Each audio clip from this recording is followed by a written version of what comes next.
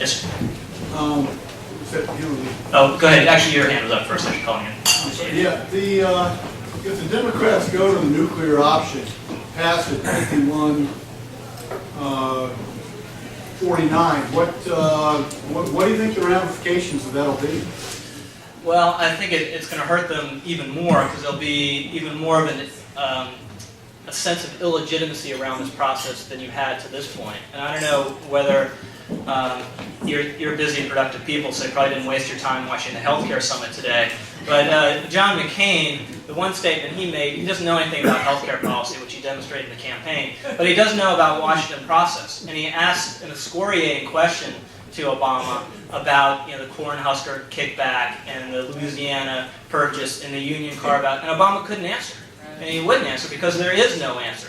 And I think the bill is unpopular on its merits, but it's also been unpopular because of how they've gone about it. And reconciliation will just hurt them even more on that. Now, on reconciliation, by the way, one last point.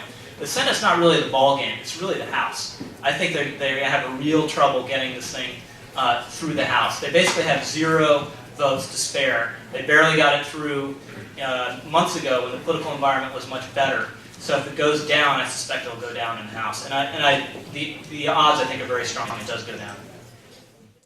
Yes, sir, in the back. Yeah, I have a question. I spoke with Dr. Euron Brook of the Ayn Rand Institute recently, and a concern that several of us have is there seems to be large momentum for this Audit the Fed bill. And obviously Ron Paul is behind that, but he has no power basically on the committee, and it seems to me that we're going to be handing the Fed on a silver platter to Barney Frank. Yeah. What's your stance on that? How do we as conservatives prevent that from happening? Because let's be serious. I like Ron Paul, he has a lot of things right, I disagree with him in foreign policy, but this guy does not control that committee, and Barney Frank absolutely does. And yeah, no, we pass this off to the Democrats, we're in trouble. So how do we stop it? You're absolutely right. I mean, you make the argument that you just made, which is that if you don't like the Federal Reserve when it's run by Ben Bernanke, just wait until it's run by Barney Frank and Chris Dodd is what will happen under this bill. Now, in fairness, the Fed has kind of opened itself up to this because it was so active during the crisis. It makes you wonder about an institution having so much power and no democratic accountability. But I would think the right way to go about it would be to try to focus it on its core mission, which is maintaining the stability of the currency. But you don't want Congress getting their fingers in that pie. You're absolutely right. Yes, sir. I just wanted to volunteer that you made a comment earlier about economic systems being fragile and they have to be managed, and I would bring to light what Von Mises uncovered and has never been checked by any other economist. And it says the depressions are a sign of a healthy economy, and to the extent that depression is the sign of a healthy economy, sometimes you need to have a collapse out of which you can have success. I would give you an example of the company AT&T, which was founded on the collapse of many, right? You can read Beatty's book Colossus and get an interesting instruction there. And we had a question earlier about how to retain public sector employees, who makes me sick that the public sector wage is higher than the private sector wage, and by a margin that frightens me. But the only way that that's going to be corrected is through crisis.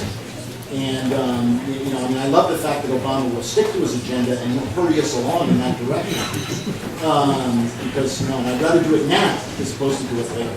So I would be curious to know what your thoughts are, if you have any on Von Mises and his perspective. Yeah, I think we're 90% agreement. I don't mean to suggest everything in the economy should be bailed out when the economy goes down. Obviously it shouldn't, but I think the financial system is uniquely fragile. And when you have a financial panic, you just have to pump liquidity into it, I believe. So I'm not a financial expert, but that's what Alexander Hamilton thought, and I think he's right. But you don't prop up dying institutions the way we are with the car companies and the way we are across the economy, and you don't borrow demand in the future. And we were talking about the stimulus earlier. The stimulus may have created some jobs, okay? When you spend that much money, you're going to do something. Well, that's Scott Brown's job. That's probably the most important one. But one, it's all been government jobs. You know, the whole idea that there were all these shovel-ready projects that would have a huge multiplier, it was all untrue. Two, very likely, and I think this is where we agree. Cut down all the trees on Merritt Parkway. I don't know what you're talking about. There you go. But you're having a clunker effect, right? The clunker program created a great month for car sales, and then what happened when it ended? It immediately collapsed. And what I fear is that we borrow demand, you know, from the future, in effect, because interest rates eventually will have to go up as we struggle under this debt. And three, my last point, is you're absolutely right. I'm not in any way an advocate of a planned economy.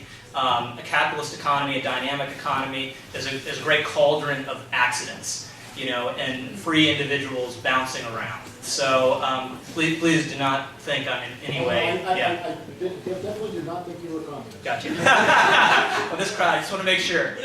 Protect my right flank.